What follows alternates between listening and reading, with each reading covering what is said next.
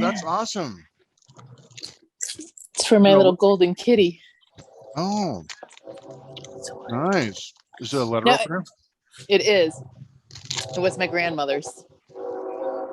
That's cool. But it is a sword, right? So that's one of them. I got two more. Well, one's a dagger, and the other one's a sword. But I'll just tease you with that one for now. Well, thank you for teasing. Yeah.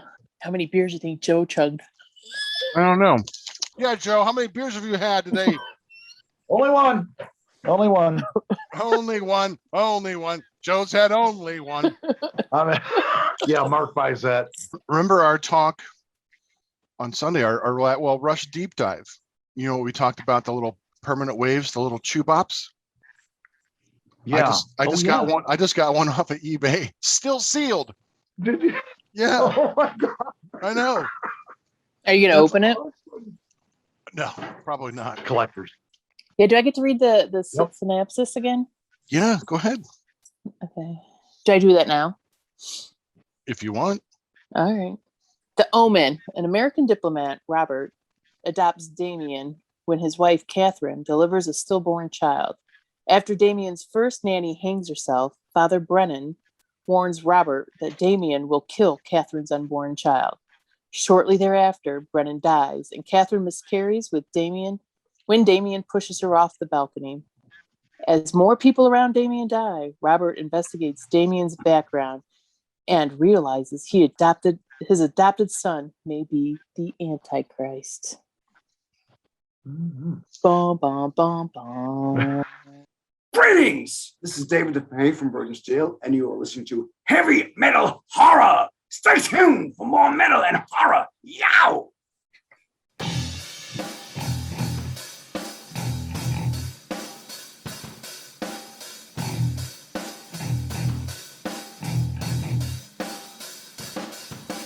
I am Montag, master of illusion. What goes up must come down, but not always. Hey, I'm Chop Top, and this one's here. And I am Bloodletter. Letter of blood. Blah, blah. Yeah, dude, that's great. More of that. Excellent. And you are listening to Heavy Metal Horror. Oh, kitties. Oh, I wish I had the music queued up. I've got the soundtrack. Excellent. Do you? I do, yeah. It's a really great score by Jerry Goldsmith. Great. You know, and you I just bet- bomb this part. I bet I could find it. Should we want me to find it? I think I don't care. have it. Yeah. Oh, you don't care. No, you don't care. Well, you went from having it to I think I have it. Should I look for it? No, don't know. I What do you think? I'll do it if you do it. All right. I'll show you yours if you show me mine. Right? Well, that's all you had to say. Yes. Okay, here we go. This is Ave Satani.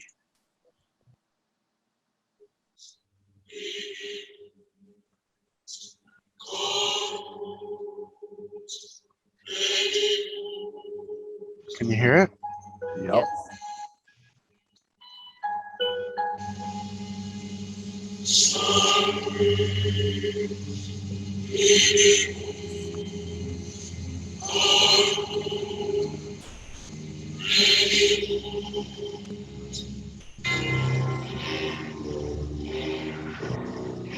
Right on.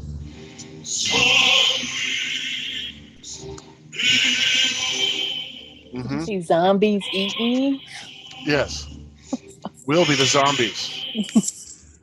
Well, there it is. There. Yes. Ave Satani. Oh, yeah. A really great score there. Yes. Very creepy. Yeah. Tonight's episode is about The Omen, a 1976 supernatural horror film directed by Richard Donner, of all people. I mean, he did all the Lethal Weapon movies and Superman 2, you know. stars Gregory Peck and Lee Remick. David Warner, I love his character in here, and it's about the birth of the Antichrist. And this came a couple years after the Exorcist, and the Exorcist really, well, I think before that even, Rosemary's Baby in 1968 started this supernatural focus on satanic elements in our society. And it didn't start it. There have been other films in the 40s about that, but this one became kind of trendy, like these big names, big stars, big lavish productions. And I remember the first time I saw this movie just scared the shit out of me, and so I will talk more about it. But Bloodletter, I want to hear more about what you have to say about The Omen. Oh, you want to hear from me? I do want to hear from you. Oh my gosh, I loved it, of course. I remember seeing it as a kid, and just that first initial shock of where they're at the birthday party and the mother like walks over to the nanny and is like, you almost think that she's doing it to the photographers are there. And they're like, oh my gosh, this is like, such a huge function, da da da da da. So I think she wanted to be in the spotlight besides the nanny. So she takes Damien away from the nanny. And that first shocking moment where the nanny sees that one of the hellhounds, and then she just goes up to the building and is like, I'm doing this for you, Damien. It's Damien, look, it's all for you. It's all for you. Yeah. I have these lines memorized. It says it the way I do it, Okay. She said, Damien, I'm doing this for you. All right. Yes, exactly. That's exactly the line. And guess what, Damien? I can bounce. That's the line. That's in the she was like, that's in the Appalachian version. Hands up. Right. Pop goes the weasel, Damien. Look at my head.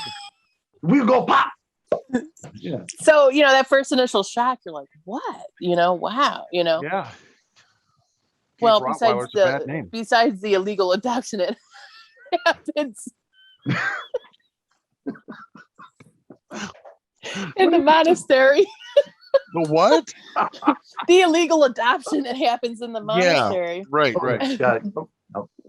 Mm-hmm. But you know what? I really wasn't paying attention in the beginning, and I was like, what happened? And I had to go back. But so then you realize, okay, yeah, there's something wrong with this kid. This so one yeah, no, right there. I'm picking Damien's nose. Oh, the Antichrist. Take it.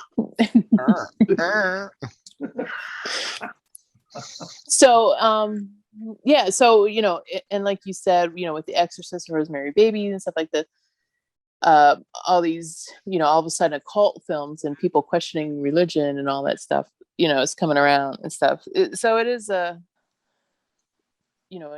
another extreme movie of pushing people's personal beliefs and stuff. So, although when they bring in the Bible, they always butcher it, except in The Exorcist, where they actually use the exorcism ritual, because every priest in that movie you see, except for Karras, those were real priests. Where in this one, where they had when the Jews returned to Zion and something more against each other till man exists no more. It was from the Bible. It's like, that's not in the Bible. I mean, come on. It's all you had to do was like look up some real prophecies. There's all kinds of crazy shit in there. Right. Just find something, or say something like it was in a text written at the same time in the Bible, or a text rejected by the Bible, or found in the Dead Sea Scrolls or whatever. You could have done something along those lines. Text according to Bloodletter. Yes, Saint Bloodletter, patron saint of blah. I think it was my great grandfather that gave those Bible verses. Nice. I think the most outstanding thing about this is, and Montag, was this wrote off a novel as well, or was this just screenplay? It was written by David Seltzer. He's a screenwriter. I don't know much about it otherwise. Let me see if I can find something about it. Yeah, the motion picture, the idea started with Bob Munger, Okay. a friend of Harvey Bernhard, who said it was just an idea that he had. Then he was considered by Warner Brothers, who thought it might be ideal for Oliver Reed. And then That would have been interesting. yeah, it would have been. I could see him doing it because he did I the could. Burnt Offerings in '76. Oh yeah. You know, and yeah, I think he could have. I think he could have pulled it off. But anyway, they apparently Richard Donner wanted a more ambiguous reading of the script, where it would have been left for the audience to decide whether Damien was the Antichrist, or these are all just a string of events. And then, but Seltzer rejected that and said, no, we want an Antichrist. And all the deaths were caused by the malevolent power of Satan. So that's what they went with. But so it was not pulled from a novel. So then, yeah, thank you. You know, the one thing that it stuck with me is like Bloodletter said, you know, that first shocking scene of the nanny. But there, you know, around that whole time, there was that satanic panic. There was about satanic cults, you know, America, widespread, all these beliefs going on. And that was really it really started to burn, you know, even to the early 80s. And then it died off. But it makes you wonder if these movies perpetuated some of that. I remember that in the 80s, not so much in the 70s. But I do remember it being a big thing in the 80s.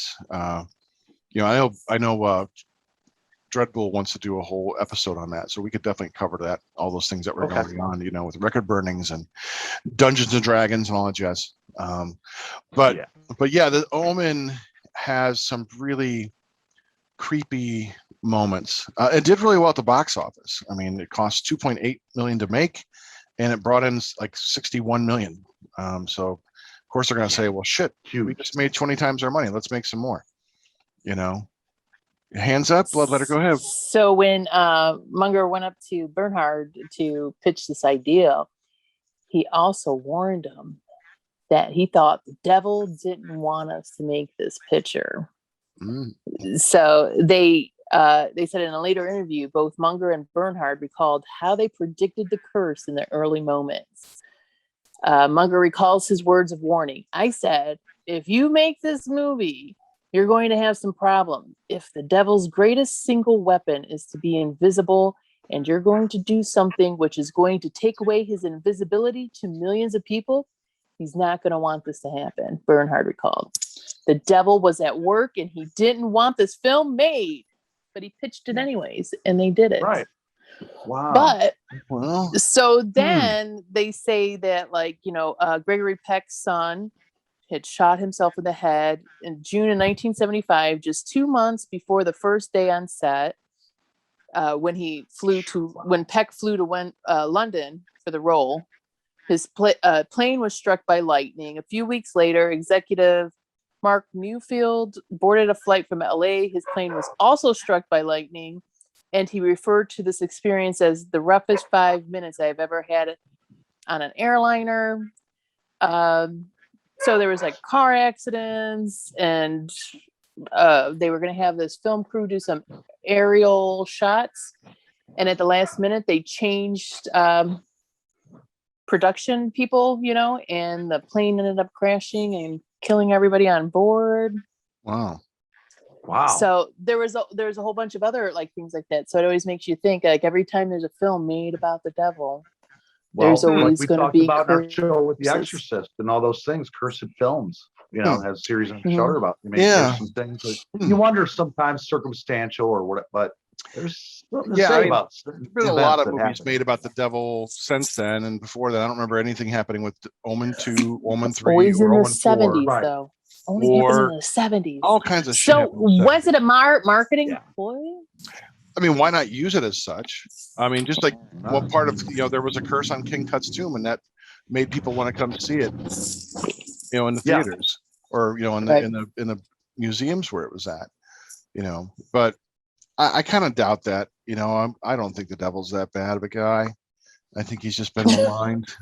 You know, just given kind of like Frankenstein. Yeah, he's been given a bad rap. You know, I don't know. My guess is that the devil was probably more like like the whole Prometheus character, you know, bringing the light bearer, bringing wisdom, like Prometheus brought fire, you know, from from the gods and gave it to humanity and was punished.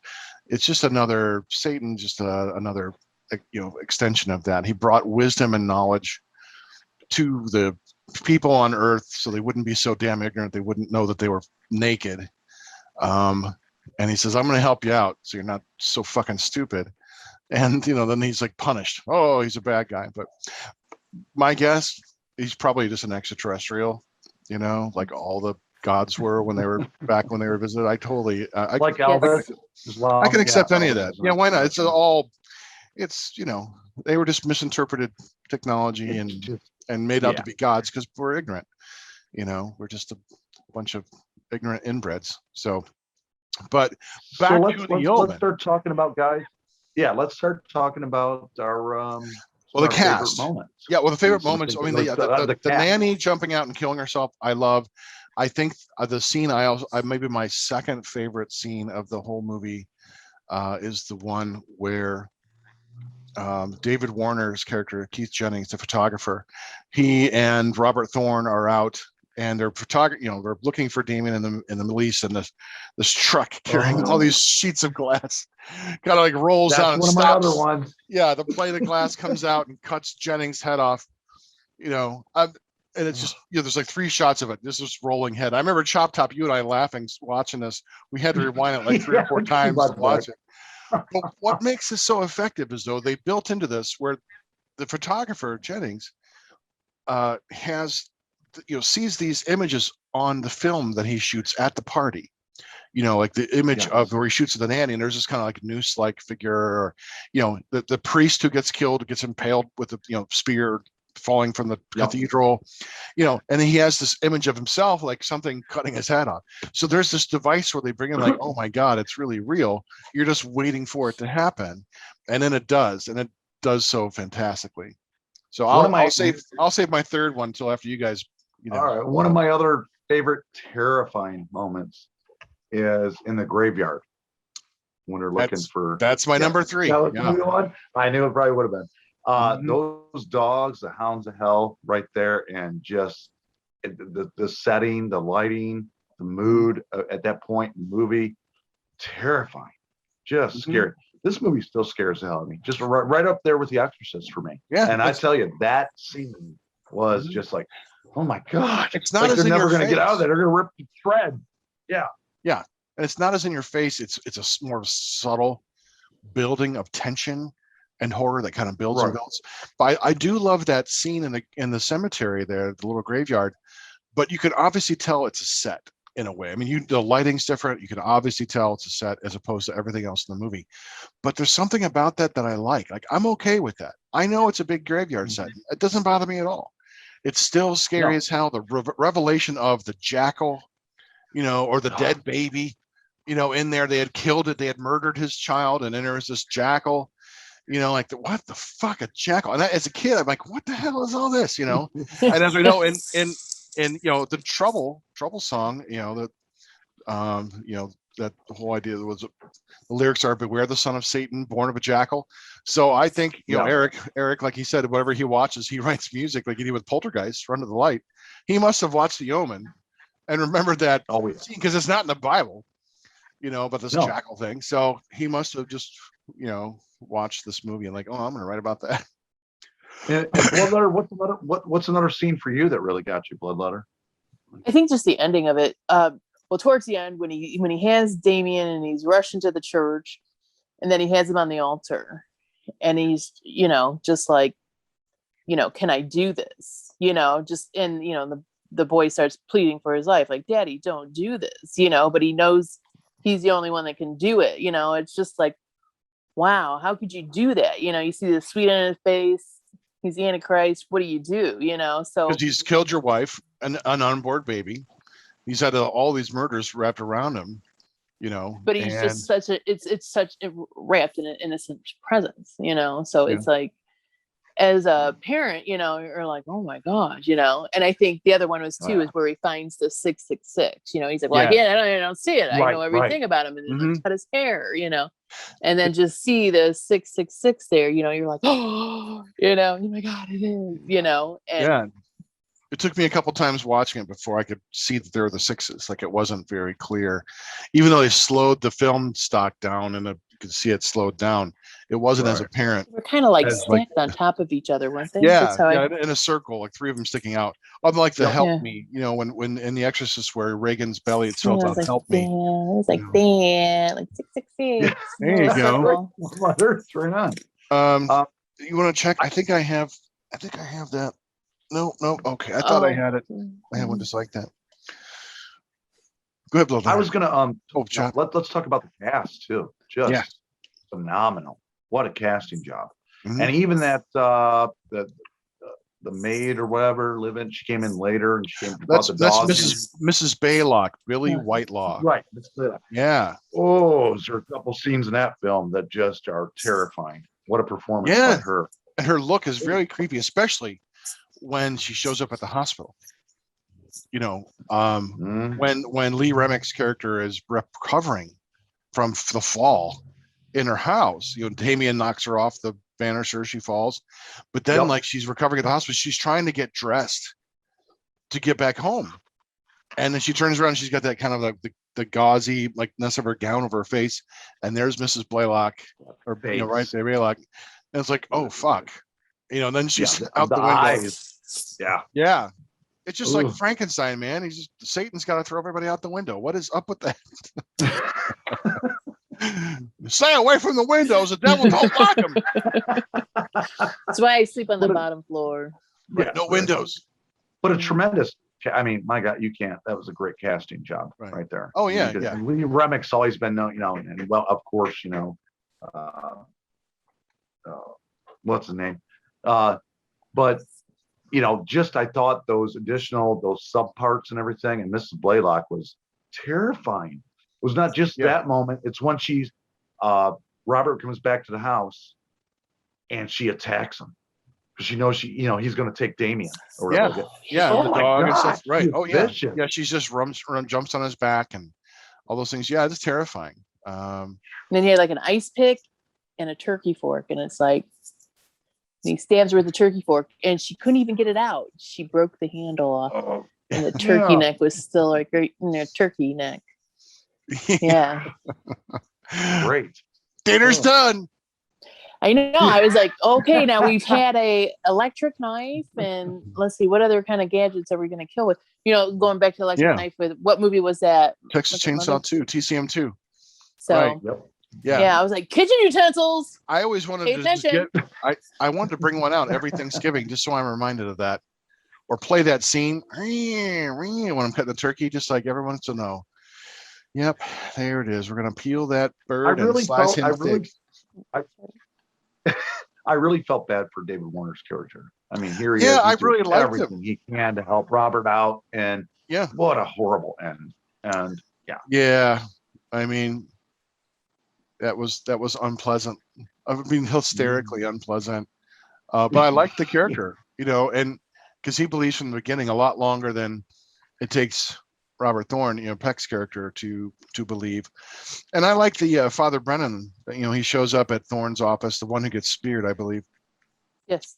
Yeah, and who's trying to say, because if you look at that character, they go into his room and they see all the Bible pages and stuff, and you look at that character, and I believe that was the first original Antichrist, because he also had the tattoos on the marks on his body somewhere, didn't he? Oh, I think so. Yeah, I believe so. Yeah, I think that's right. So then what happened? Like, you're born the Antichrist, and then what does he choose to not do it?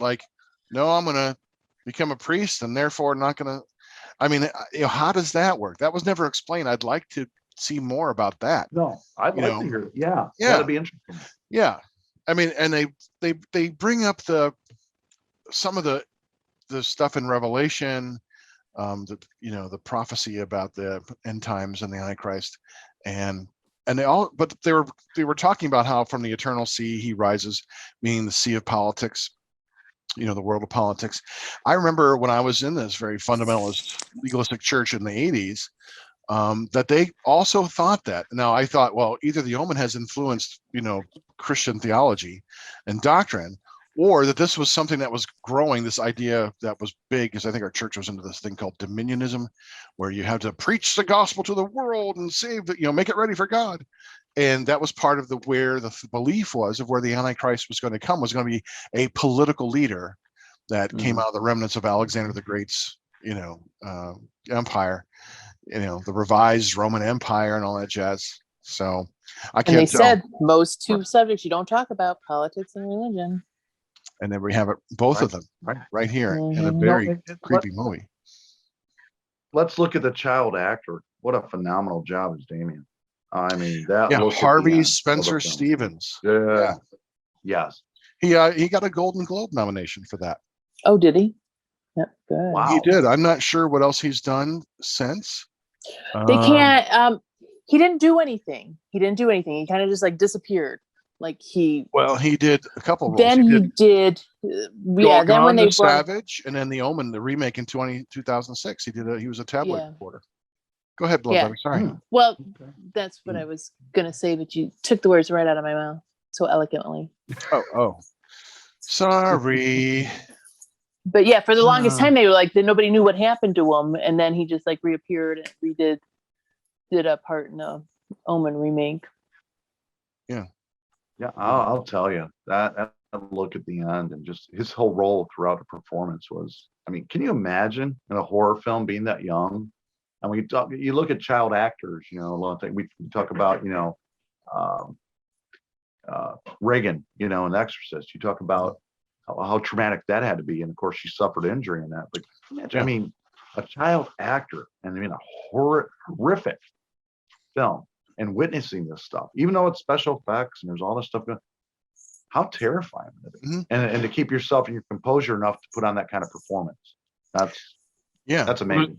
In this movie, there's really not a lot of special effects at all, other than like the practical effects of the hanging, things like that. But the trained animals. But otherwise, it's pretty well the beheading, But otherwise, it's pretty straightforward. But yeah, as a kid, I'm assuming, I'm not sure how the casting was brought about. I'm sure not by him, his parents probably brought him in.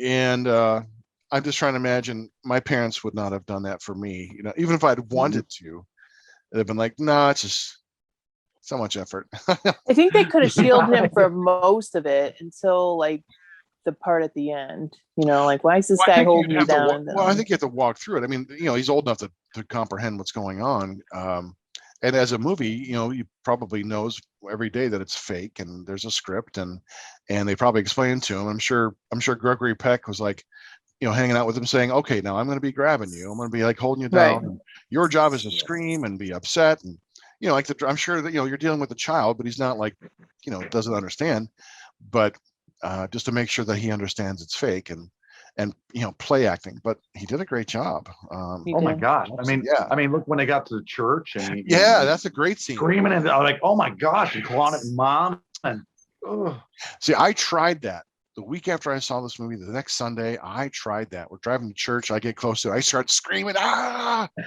But because we belonged to a fundamentalist church, they just brought me in and prayed on me. I'm like, oh, right.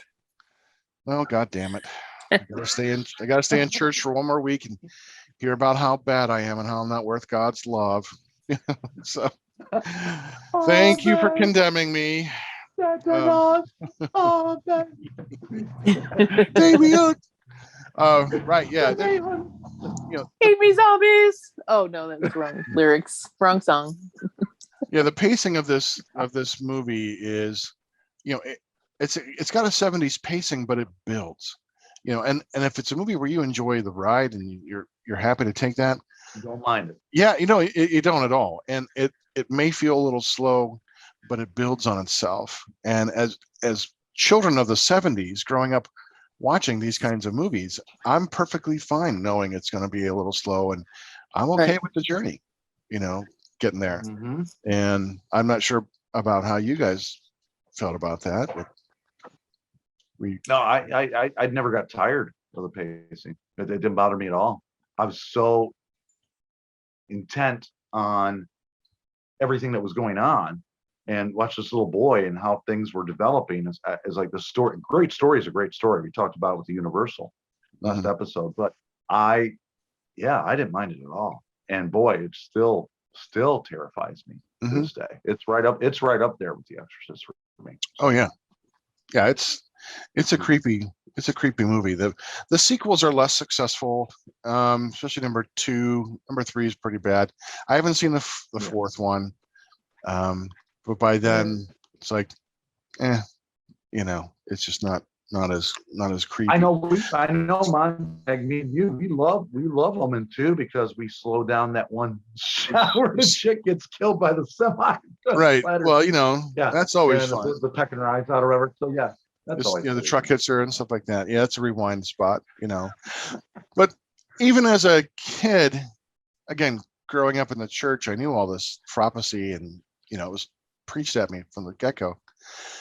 My thought was, why are you trying to kill the Antichrist?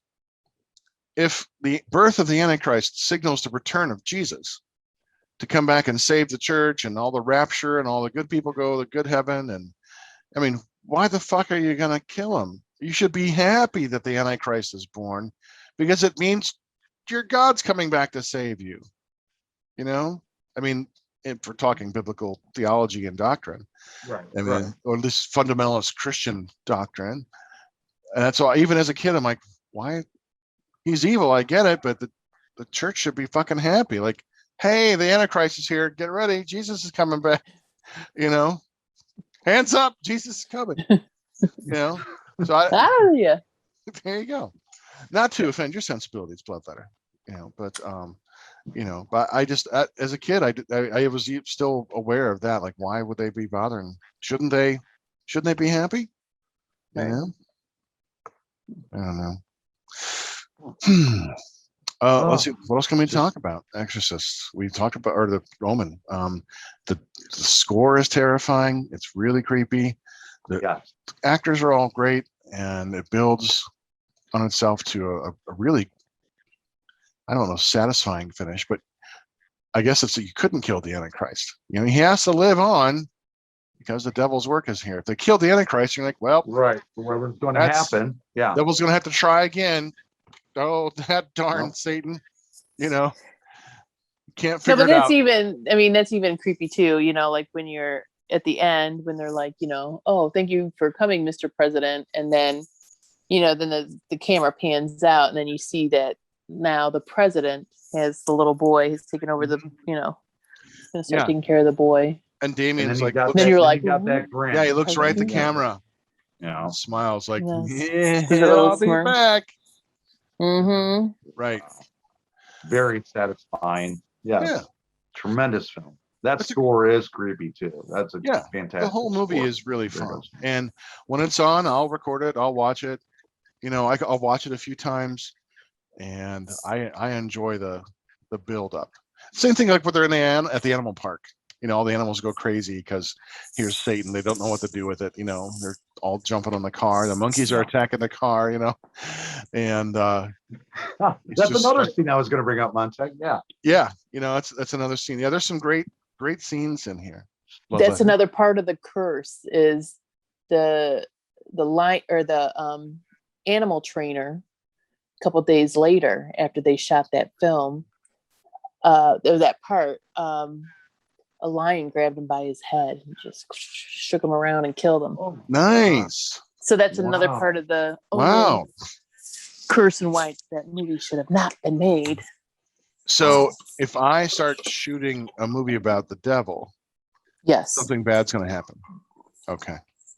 He doesn't want you to do it. He told me. The thing is, the devil was like, don't let that Montag why should make any more hour and 45-minute films. I want to kill people. Don't make him kill people. Bloodletter, I'm gonna release a 4-hour version of Monster Party Beach, and you're gonna love it. Well, I'm thinking, if I'm the devil, why should I care? If I have all the superpower, if I was number 2 in heaven and all this jazz and all this power, what the hell should I care what people are making a movie about me? I know that's the whole thing. I know, it's like getting the word out, right? I think people have known about the devil since the church invented him in the Middle Ages. Mm-hmm. So, right. It's like, He's been around for 500-600 years. He's all right.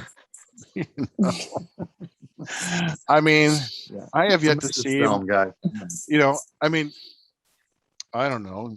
Well, they always say if you can't pick out the person that's a jerk in your group, you got to look in the mirror. So if you can't pick out Satan in your group, maybe you should look in the mirror. I'd be happy to be Satan. Maybe you Seriously. I mean, just think of the chicks. And the feelings. I didn't get the chicks, right? I mean, if you got all the power in the world to be Satan, just like they were playing with Why not? the show Lucifer, that was kind of fun for a season. Then it just stopped being fun. I'm going to use it. I'm going to be like the wealthiest guy on the planet. I'm going to have like all the chicks laying around. I want to be controlling the governments and like fucking with all the bad people and doing everything I want to do because I'm Satan. Who's going to stop me? When they did the Antichrist thing, and was it in the American Horror Story, with the witches and the Antichrist one, Apocalypse? Yeah. Yeah. I had such hope for that. I'm thinking, oh, it's the fucking Antichrist, and he turns out to be this like weenie, like Antichrist.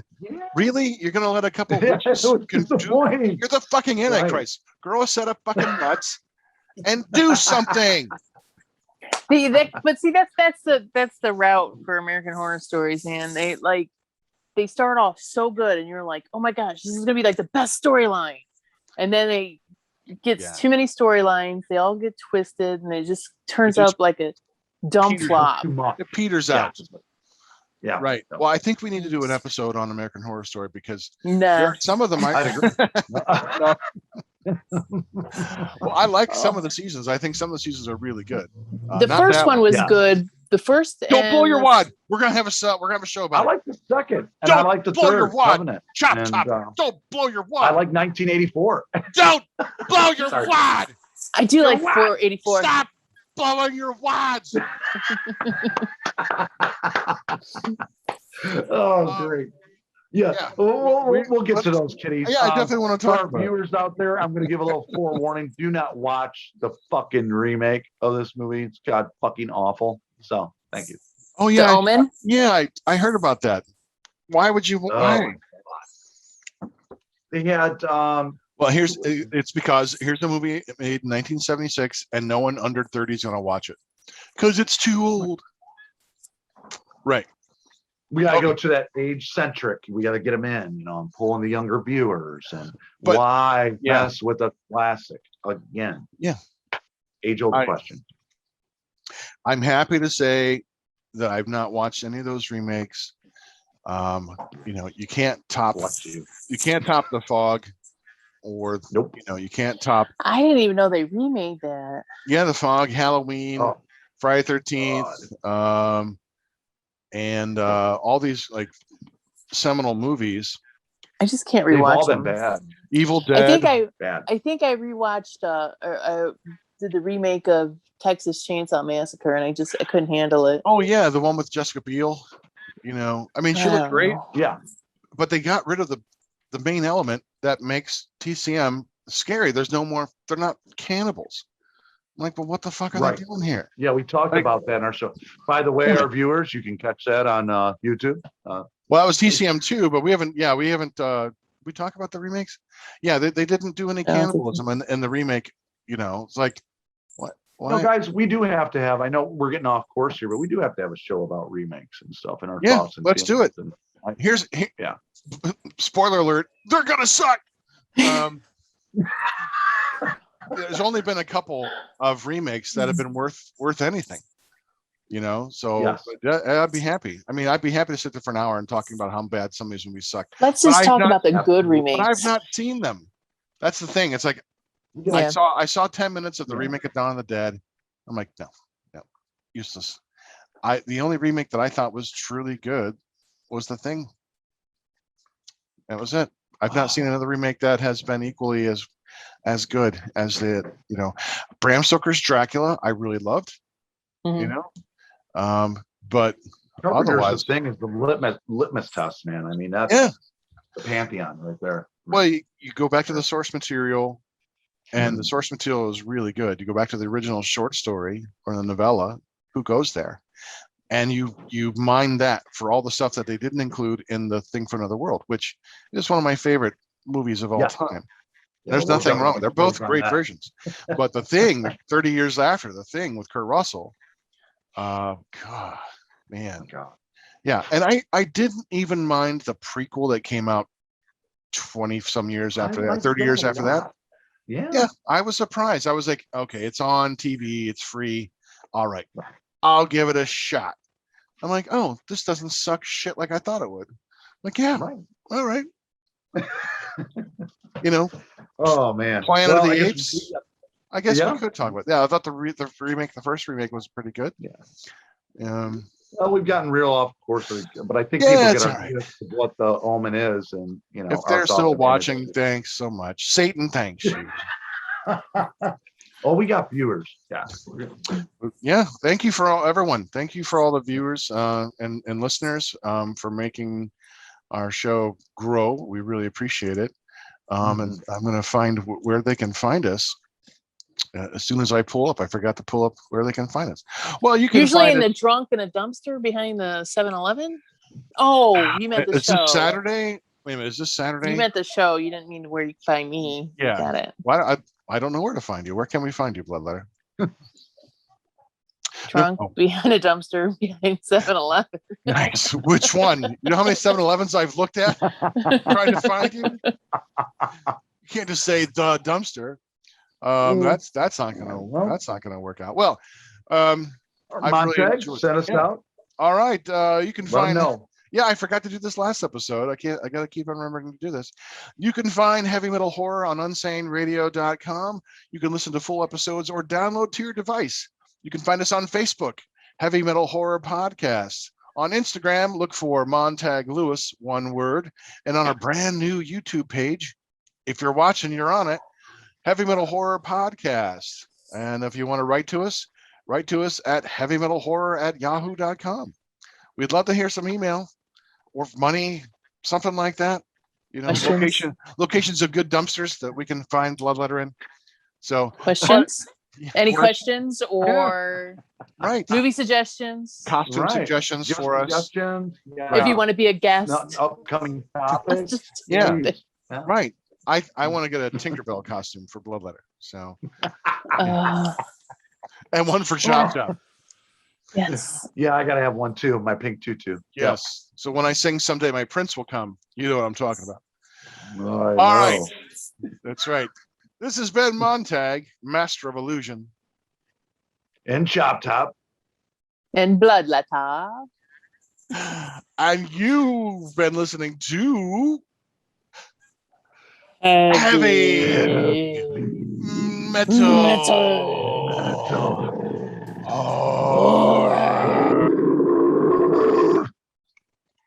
This is Doug Helvering, and you have been listening to Heavy Metal Horror, the best podcast that you've never heard before.